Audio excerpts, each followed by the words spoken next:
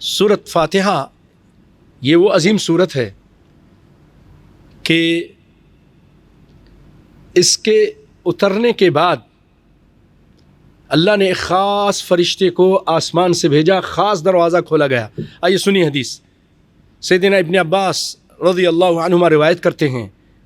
کہ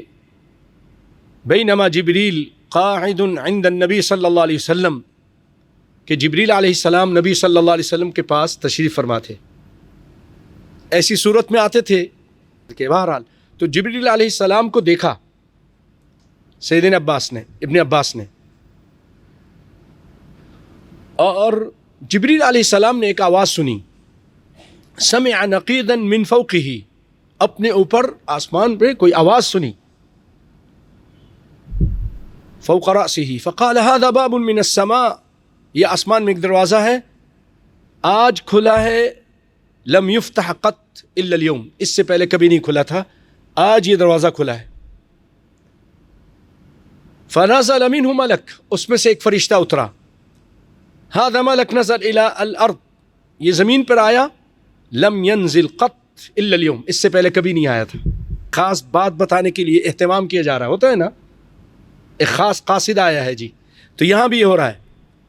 اس نے سلام کیا نبی صلی اللہ علیہ وسلم کو اور کہا ابشر بنورین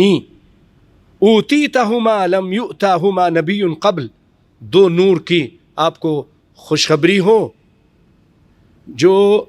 آپ کو دیا گیا ہے، آپ سے پہلے کسی نبی کو نہیں عطا کیا گیا ہے۔ وہ دو نور کون سے ہیں؟ فاتحۃ الکتاب و خواتیم سورۃ البقرہ، سورہ فاتحہ اور سورہ بقرہ کی آخری دو آیتیں، اللہ اکبر، سورہ بقرہ کی آمن الرسول سے لے کے آخر تک۔ پھر ایک اور بات بتائی گئی ہم سب کے لیے خوشخبری اس میں، لن تقرأ بحرف منہما الا اعطیتہ، کہ تم اس میں سے اس کا جو کوئی بھی حرف نہیں پڑھو گے، کیونکہ اکثر دعا ہے، اہدنا الصراط المستقیم صراط الذین انعمت علیہم غیر المغضوب، تو یہ سارا دعائیں ہیں، اور لا نفرق بین احد من رسلہ وقالوا سمعنا واطعنا غفرانک ربنا والیک المصیر، لا یکلف اللہ نفسا الا وسعها لها ما کسبت وعلیہا ما اکتسبت، ربنا لا تؤاخذنا، دعا ہے نا اللہ ہمارا مواخذہ نہ کرنا، ان نسینا اگر ہم بھول جائیں تو، او اخطأنا ربنا ولا تحمل علینا، بوجھ نہ ڈالنا ہمارے پر، تو جو بھی تم ان دعاؤں میں سے پڑھو گے وہ تم کو دیا جائے گا۔ مسلم شریف کی روایت ہے یہ سورہ فاتحہ۔ یہاں ایک چیز واضح کر دوں، بعض حضرات، بلکہ غالباً میں بھی یہی سمجھتا تھا کہ یہ فرشتہ لے کر آیا، لیکن غور سے جب آپ غور کریں گے اس حدیث میں تو یہاں کہیں ذکر نہیں کہ فرشتہ لے کر آیا، قرآن تو جبریل علیہ السلام لاتے تھے۔ نزل به الروح الامین على قلبک بلسان عربی مبین، آپ کے دل پر